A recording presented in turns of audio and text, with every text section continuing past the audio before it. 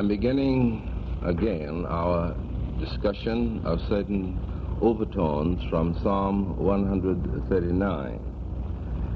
And the verse that we're considering today is, "If I ascend up into heaven, thou art there. If I make my bed in hell, behold, thou art there." I am reading a prose poem as a prologue to our meditation this morning. If I ascend up into heaven, thou art there. When my joy overflows, and no words can contain it, when the thing I sought was lost only to reappear within the hollow of my hand, when the day seems interminable, but at eventide the burdens lift, and weariness is a far-off memory, when there opens before the vista of my mind the wonder of new regions, far-off places, when the gentle touch of a loved one makes music heard only by the listening heart, when the doctor's word is the final word, and deep within the hidden places of the life, healing waters stir, bringing wholeness in their wake,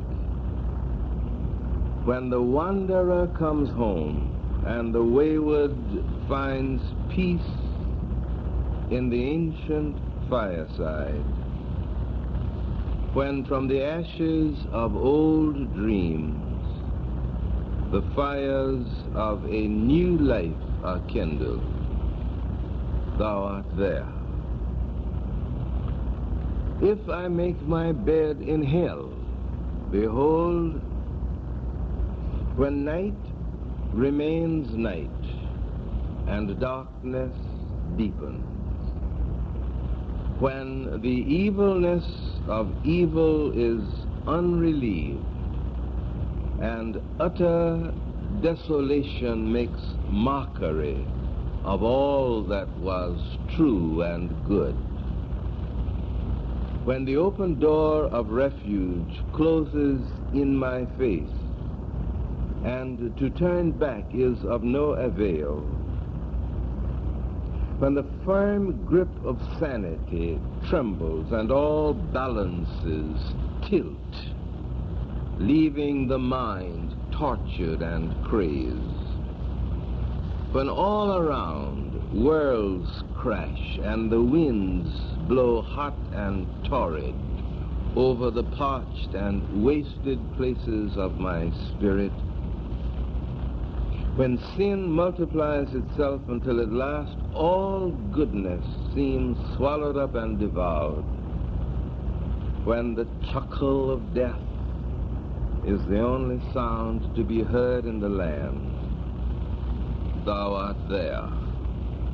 If I make my bed in hell, if I ascend up into heaven, behold, thou art there.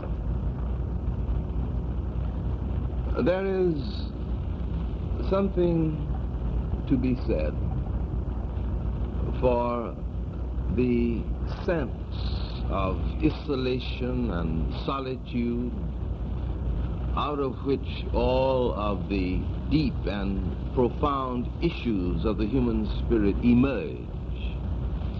It is at this depth of intimate privacy that the great and crucial decisions by which a man's life is governed, are fashioned, are hammered out, and are projected into the world of men and things and affairs and responsibilities.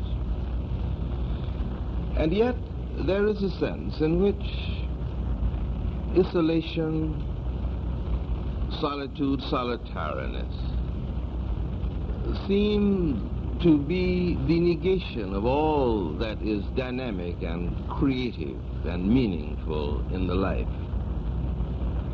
There is a sense, of course, in which the human spirit cannot abide utter isolation, cannot abide being cut off. And what the psalmist is insisting upon is a tremendously overwhelming insight, and namely that the God who is the creator of life and the creator of the living substance, the creator of existence itself, is the God of the light as well as the darkness.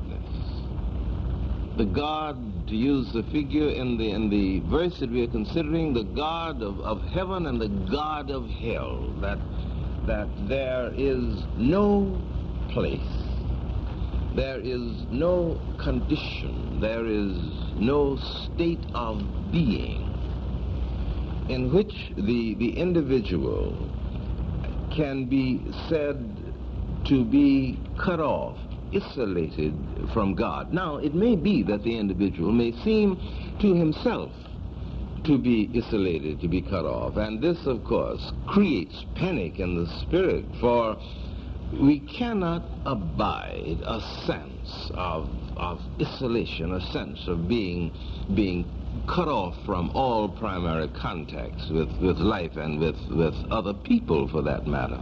I remember many years ago when our older daughter was just a baby, a young girl, maybe 2 years old, something of that sort, able to talk and walk around. She decided one day that she would fight my sister in a sort of temper tantrum. I don't quite remember the details, except that she fought my sister in all the ways at the disposal of a little girl. My sister simply looked at her, absorbed it, said nothing, reacted in no way to what was going on. In other words, she completely ignored my daughter. And then my daughter, with mounting panic, with a sense of great of concern, screamed, literally, calling my sister by name, "Why don't you fight me back?" In other words, she was saying, fight me back, take the strength that you have and overwhelm me, even flatten me out, but do not ignore me, for to be ignored means to say to one's self concerning oneself that one is of no account. Now, the darkness in which we move, the darkness precipitated by the problems of our lives, sometimes by sickness, by tragedy, by disasters of the spirit, in which in a fit of temper or rage or sulk we do violence to the tender and intimate relationship by which we are intimately bound to another human being. There are many reasons why the darkness comes, but when it comes, when it descends upon us, the thing that is so threatening about it is, it seems as if we are cut off from everything. Not only cut off from individuals to whom we have responded and who have responded to us, not only cut off from the meaning of life and the meaning of our own experiences, but we seem to be cut off from everything that is ultimate. And if we are religious, we seem to be cut off from God himself. The Master experienced this on the cross. Those of you who are familiar with the story of the record of the life of Jesus as found in the Gospels, there was a moment in the excruciating pain and agony of the cross in which he cries out, my God, Why hast thou forsaken me? This sense of utter isolation, of being cut off, being hidden in a darkness that is so deep and utter that the eyes of God, the sense of God, cannot penetrate. Now the psalmist says that God, who is the creator of life and all the living substance, God is the creator of the light and the darkness. The darkness and the light are both alike to thee. This is what he says. And he said, if I ascend into heaven, if I'm full of joy and delight and ecstasy, if life is so full of meaning that it bursts out in 1,000 different ways with paeans of praise and glory and wonder and magic, if this is my experience of life, God is there. He is in the midst of the joy and in the midst of the delight, in the midst of the ecstasy. But if my experience of life is just the reverse, if I descend into hell, if as a result of my own weakness or my own sin or my own stupidity, I am involved in moving in a tunnel in which there is no light, only the awareness of my own heartbeat and my own presence, thou art there. God is the God of the light. God is the God of the darkness. If I ascend up into heaven, thou art there. If I make my bed in hell, behold, thou art there. There is no way by which I can escape the presence of God.